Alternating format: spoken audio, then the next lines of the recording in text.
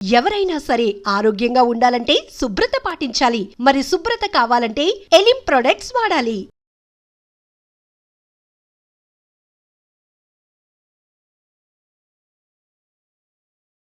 Welcome to I dream ధర్మ మార్గం with Vijitha కార్యక్రమానికి స్వాగతం.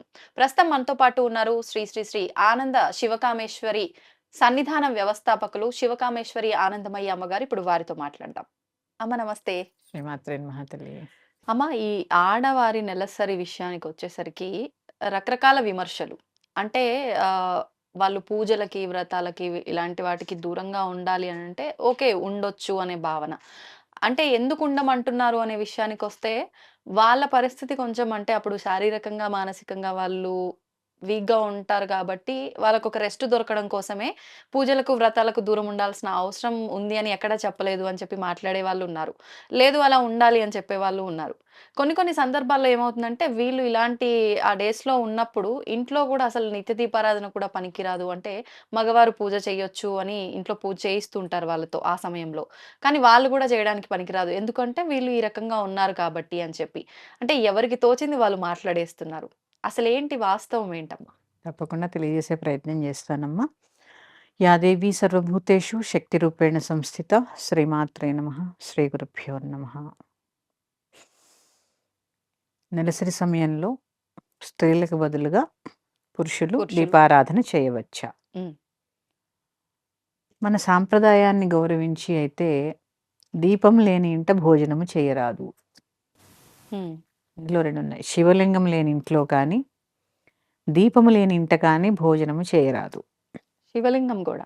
శివుడు లేని ఇంట కానీ, దీపం లేని ఇంట కానీ భోజనం చేయరాదనేది ఒక నియమం ఉండేది. హ్మ్. ఇక 3 రోజులు కూర్చునే అవస్థ పాటించగలిగితే చాలా మంచిది. హ్మ్. ఎందుకు అంటే, తనకి చాలా రెస్ట్‌గా ఉంటుంది. ఈ శరీరము నీళ్ళల్లో ఆ సమయంలో ఎక్కువ నానితే వాత సంబంధమైనటువంటి వ్యాధులొచ్చేటటువంటి అవకాశం ఉంది. ఓకే. ఇవన్నీ ఆలోచించే మనకొక వ్యవస్థను ఏర్పాటు చేయడం జరిగింది. హ్మ్. ఇక ఇప్పుడు ఉన్న పరిస్థితులను బట్టి కూర్చోలేనటువంటి పరిస్థితి కూడా ఉంది. ఆ! అప్పుడు స్నానం చేసి అన్నీ ముట్టుకోకుండా, ప్రతీదీ వెళ్లి ముట్టుకోకుండా, ఎందుకు అంటే నువ్వు ఒక క్లెన్సింగ్ ప్రాసెస్‌లో ఉన్నావు. అవును. ఈ క్లెన్సింగ్ ప్రాసెస్‌లో ఒక ఇంప్యూరిటీ నీ శరీరంలో ఉండేటటువంటి చెడు వ్యర్థాలన్నీ కూడా బయటికి వెళ్ళిపోతూ ఉంటాయి కదా! హ్మ్. హ్మ్. అది చర్మగంతుల ద్వారా కూడా బయటికి వెళతాయి. అవును. సైంటిఫిక్ కదా ఇదంతా. అవును. ఇవి వెళ్ళినప్పుడు నువ్వు అన్నీ ముట్టుకుంటూ ఉంటే నీ ఇంప్యూరిటీ అంతా తగులుతూనే ఉంటుంది కదమ్మా! ఇక్కడ అది అసలది. ఓకే. అంతే తప్ప అంటరానితనం కాదు. హ్మ్. ఈ ఇంప్యూరిటీని నువ్వు ఇల్లంతా గూడా వ్యాప్తి చేయకుండా, హ్మ్.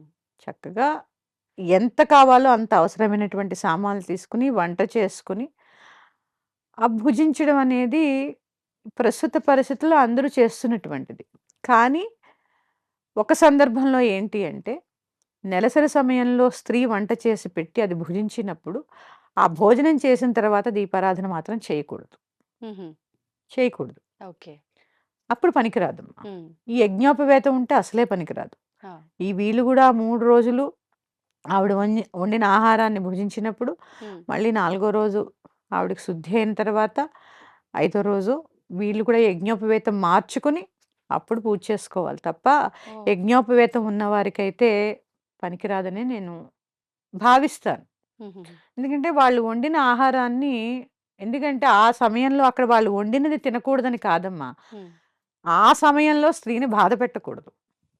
ఓకే. అందుకే ఆ సమయంలో వీరు వండిన భోజనం తింటే బ్రహ్మహత్యా పాతకం చుట్టుకుంటుంది అంటే అది స్త్రీ యొక్క తప్పు కాదు. హ్మ్. స్త్రీ ఏదో పాపం చేస్తోందని గాదు. వాళ్ళకి ఆ సమయంలో రెస్ట్ ఇవ్వకుండా ఆ సమయంలో కూడా ఆహారం వండించి తింటున్నందుకు బ్రహ్మహత్యా పాతకం. ఓకే. ఇది గ్రహించవలసింది. మన ఆ! శాస్త్రం చాలా సూక్ష్మమైనది.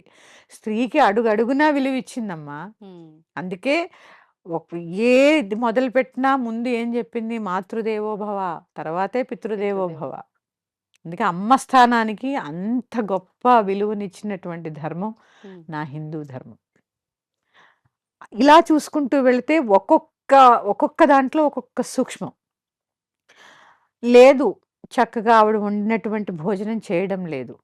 హ్మ్. ఈవిడ కలిసి ఉన్నా కూడా ఆవిడ వండినటువంటి భోజనం చేయడం లేదు. ఉమ్, వీరు స్నానం చేసి చక్కగా పూజ చేసుకొనవచ్చు. ఓకే. చేసుకోవచ్చు. ఉహు, ఎలాంటి తప్పు లేదు. వండిన ఆహారం తింటేనే తప్పు. ఉమ్, అది కూడా ఎందుకో చెప్పాను, అది తప్పు కాదు. అవును అవును. ఆ సమయంలో ఆవిడకి శ్రమ కలిగిస్తున్నందుకు వచ్చేటటువంటి దోషం. Okay okay. ఉమ్. ఆహా, అందుకని లేదు, చెప్పాను కదా, ఉమ్, ఆహారం భుజించట్లేదు, భుజించట్లేదు. చక్కగా స్నానం చేసుకోమనండి, పూజ చేసుకోమనండి. లేదు తెల్లవారు రాత్రి భోజనం చేసేసి నిద్రపోతారుగా, అవును. పొద్దున్నే పొద్దున. చక్కగా తలారా స్నానం చేసేసుకోండి, పూజ గది మీరే శుభ్రం చేసుకోండి. ఉమ్, వీరు లేవకముందేనండి, వీరు ఆహా, నిద్ర లేవకముందే దీపారాధన కార్యక్రమం ముగించుకుని నివేదన చేసి ఆ తలుపు దగ్గరగా వేసేసి వచ్చేసేయండి బయటికి. ఓ, మరి వీరు లేచిన తర్వాత పూజ చేయడం అనేది కరెక్ట్ కాదు. చేయకూడదు అలా. చెప్పాను కదా, ఇప్పుడే ఒక క్లెన్సింగ్ ప్రాసెస్లో ఉన్నప్పుడు అవును. శుభ్రపడుతోంది మన శరీరం. ఉమ్, ఆ శరీరం శుభ్రపడుతున్నప్పుడు చాలా అవస్థలు ఉంటాయి. ఉమ్, చూడండి, ఇల్లు శుభ్రం చేస్తున్నప్పుడు బోల్డు అదేమంటారు, దాన్ని ఉంటాయి కదమ్మా, బూజులు. పూజు. ఉమ్, ఇది కూడా అంతే, మన ఉమ్, లోపల నుంచి క్లెన్స్ అవుతుంది కదమ్మా. అవును. క్లెన్స్ అవుతున్నప్పుడు కొన్ని వ్యర్థాలు వస్తూ ఉంటాయి బయటికి. అందుకే కొద్ది కొద్దిగా దుర్వాసనలు రావడం ఇవన్నీ ఉంటాయి. అవును. ఈ క్రమంలో చేసుకోవాల్సినటువంటిది తేలికైన పద్ధతి ఇది. వారు ఉమ్, లేవక మునిపే ఆ గది శుభ్రం చేసుకోవాలి, పూజ చేసుకోవాలి, వచ్చేసేయాలి. ఉమ్. మళ్ళీ మరుసటి రోజు స్నానం చేసే వరకు కూడా అవేవి కూడా తాకడం గానీ, లోపలికి వెళ్ళడం గానీ చేయకూడదు. ఇప్పుడు కొన్ని కొన్ని సందర్భాల్లో అమ్మ కిచెను, పూజ రూము పక్కపక్కనే ఉంటుంటాయి. హ్మ్. అలా వెళ్తున్నప్పుడు మనం పూజ రూమ్ దాటుకొనే కిచెన్‌లోకి వెళ్ళాల్సుంటుంది. హ్మ్. అంటే అసలు వీళ్ళు తిరగటం కరెక్ట్ పద్ధతేనా? ఇప్పుడు ఇంతకు ముందులాగా పక్కన కూర్చోబెట్టి ఆ 3 రోజులు వాళ్ళని హ్మ్. ఏ పని చేయకుండా ఉండే పరిస్థితులైతే లేవు. లేవు. ఇంకొక విషయం, వంట చేయకూడదు అంటే కూడా వీళ్ళు తప్ప ఇంకో వంట చేసే ఆప్షన్ ఉండే ఉమ్మడి కుటుంబాలు కూడా లేవు. లేవు. అవునమ్మా. కాబట్టి ఇప్పుడు మనం మొదట ఇప్పుడు దీపారాధన అంటే ఆడవాళ్ళు మనకు పొయ్యి వెలిగించే దగ్గరే దీపారాధన అసలైంది మొదలవుతుంది ఆ పూజ అంటారు. అవును. మరి ఇదంతా దోషంగా ఏమన్నా పరిగణించవచ్చా అంటే ఏం చెప్తారు? ఇది దోషం కాదమ్మా. ఇప్పుడేమవుతుంది, ధర్మం కొన్ని కొన్ని సార్లు మారక తప్పదమ్మా. ఇప్పుడు నువ్వు 2 గదులు ఇంట్లో ఉన్నావు. హ్మ్. ఆ ఇంట్లో తల్లి, కూతురు, భర్త ఉన్నారు. హ్మ్. తల్లి కూతురు రజస్సులయింది, తల్లి రజస్సులయిందనుకుందాం. హ్మ్. ఇప్పుడు ఈ రజోగుణంలో ఇద్దరు ఉన్నప్పుడు ఎవరొండి పెడతారు? ఆయన వండి పెట్టగలిగితే చాలా సంతోషం. కానీ వండి పెట్టాలి గదా! అవును. నిజంగా కూడా ఆ 3 రోజులు వండి పెడితే తప్పేంటి? హ్మ్. వారికి కూడా ఎంత వెసులుబాటమ్మా. హాయిగా 3 రోజులు 27 రోజులు పని చేసి, చేసి, చేసి అలసిపోయిన వాళ్ళు ఆ 3 రోజులకి నిజంగా చాలా రెస్ట్. మగవాళ్ళకి గూడా పనొస్తుంది. పనంటే ఏంటో అర్థమవుతుంది దీనివల్ల. అర్థమవుతుంది. అసలు పనంటే ఏంటో అర్థం అవ్వడానికి ఇవన్నీ పెట్టారు. మీరు తప్పేంటి అన్నారు ఆ 3 రోజులు చేసి పెడితే గాని అదే పెద్ద తప్పు. అవును. ఇప్పుడున్న సమాజంలో. ఇప్పుడు అంటే ఆహ్, ఆడవాళ్ళంటే అన్నపూర్ణలే కాదనట్లేదు గానీ, ఆరోగ్యం బాలేనప్పుడో, ఇలాంటి సందర్భాలొచ్చినప్పుడో మగవాళ్ళు గనక వంట కార్యక్రమం తీసుకుంటే వీళ్ళెందుకు కూర్చోరండి? ఇదెందుకు ఆలోచించట్లేదు? ఎంతసేపు స్త్రీనే ఎందుకంటారు? హ్మ్. ఆడవాళ్ళు కూర్చోలు, కలిపేస్తారు, ఇది జేస్తారు, అది ఆ! చేస్తారు అని ఎప్పుడూ స్త్రీనే మనం వేలెత్తి విమర్శిస్తారు. చూపిస్తూ ఉంటాం గానీ, ఆ కూర్చునే వెసులుబాటు ఇంట్లో ఎవరు కల్పిస్తున్నారు? అవును. అటు అత్తమామలు గాని, ఇటు భర్త కానీ, హ్మ్. కొంచెం ఆ 3 రోజులు వాళ్ళు చేస్తే వీళ్ళెందుకు కూర్చోరు? అవును. అప్పుడసలు ఈ ప్రశ్నలకే ప్రశ్నలు ఉద్భవించేటటువంటి అవకాశం అవకాశమే ఉండదు. లేదు. అవును. ఎటువంటి ఇంప్యూరిటీ ఉండదు. హ్మ్. కలిపేస్తున్నామేమో అనే బాధ ఉండదు. హ్మ్. నిజంగా కూడా మనం అలాంటి ధర్మం, ఎందుకంటే మన ధర్మాన్ని మనం పాటిస్తాం గాబట్టి, అవును. ఇది మన ధర్మం అని మన మన రక్తంలో నాటుకుపోయింది. హ్మ్. హ్మ్. ఎందుకంటే ఆ సమయంలో కూర్చోవాలి అనేది మన ధర్మం. ధర్మం. అందుకని చెప్తున్నాను గదమ్మా! కొన్ని కొన్ని సార్లు ధర్మాలు గూడా మారుతూ ఉంటాయి.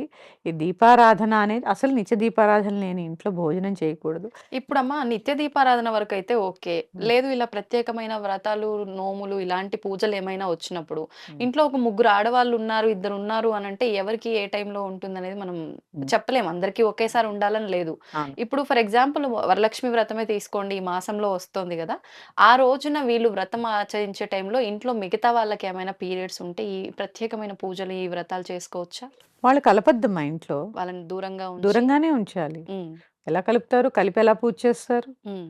కలపకుండా పక్కన కూర్చోబెట్టే పూజ ఆచరించాలి. హ్మ్. ఎందుకంటే మన ధర్మాన్ని ఆచరించవలసినటువంటి కొన్ని సాంప్రదాయాలు, ధర్మం అనే కన్నా కొన్ని సాంప్రదాయాల్ని స్త్రీలే పాటించి ముందుకు తీసుకెళ్ళాలి. హ్మ్. అలాంటి వాటిల్లో ఇదొకటి. అది అంటరానితనం కాదు. నీ గురించి నీకు పెట్టినటువంటి ఒక వ్యవస్థ.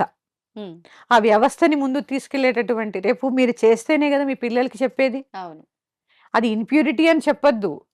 ఇది ఎందుకింత ప్యూరిటీ అనేది వాళ్ళు గ్రహించేలా చేయాలి. అంతే. అందులో వాళ్ళలా చెయ్యాలి అంటే మగవాళ్ళు గూడా సహకరించాలి. హ్మ్. సహకరించాలి. ఆ 3 రోజులు వాళ్ళకి చక్కగా రెస్ట్ ఇయ్యండి. అవును. వాళ్ళు గూడా హ్యాపీగా ఉంటారు. ఇప్పుడు మీరు ఇందాకన్నట్టు నిత్య దీపారాధనలో అయితే వీరు పడుకొని ఉండగానే వీళ్ళు ఈ దీపారాధన అంతా చెయ్యాలి. చెయ్యాలి. మరి ఇప్పుడు ఈ వ్రతాలు ఇలాంటి సమయంలో అయితే మనం అంత ఎర్లీ మార్నింగ్ అయితే ఏం చేయం. చేసుకుంటే ఈవినింగ్ చేసుకుంటారు. లేదంటే కాస్త హ్మ్. 9, 10 లోపు అంతా అయిపోయేటట్టు హ్మ్. చేసుకుంటారు. అప్పుడు వాళ్ళు పడుకునే అవకాశం అయితే ఉండదు కదా! ఆ ఒక పరిస్థితి. గదిలో మూలకు కూర్చోబెట్టేసేయండమ్మా. ఓకే. ముగ్గురు ఉన్నప్పుడు. అసలు ఇప్పుడు 4 శుక్రవారాలొస్తాయి. హ్మ్. అవకాశాన్ని బట్టి వీలుంటే అందరూ కలిసి చేసుకునేలాగా ప్లాన్ ప్లాన్ చేయండి. జేసుకోండి. హ్మ్. లేదు ఖచ్చితంగా ఈ సమయానికి చేసుకోవాలి అని ఉన్నప్పుడు వాళ్ళు పక్కన కూర్చోబెట్టండి. హ్మ్. కూర్చోబెట్టి కలిపి అయితే ఆ వ్రతం చేసుకోవడం అనేది అసలు వద్దమ్మా అది. ఓకే.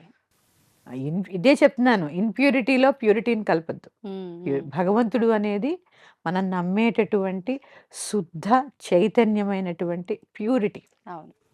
ఆ ప్యూరిటీలో ఇంప్యూరిటీలు ఏవి ఉండకూడదు. హ్మ్. మనసులో ఉండకూడదు, శరీరంలో శరీరం. ఉండకూడదు, ప్రకృతిలో ఉండకూడదు. అంతే. ఇది గ్రహించాలి అందరూ. ఓకే. మరి యొక్క అంశంతో మీ ముందుకొస్తాను. శ్రీమాత్రే నమః. స్వస్తి. ధన్యవాదాలమ్మా.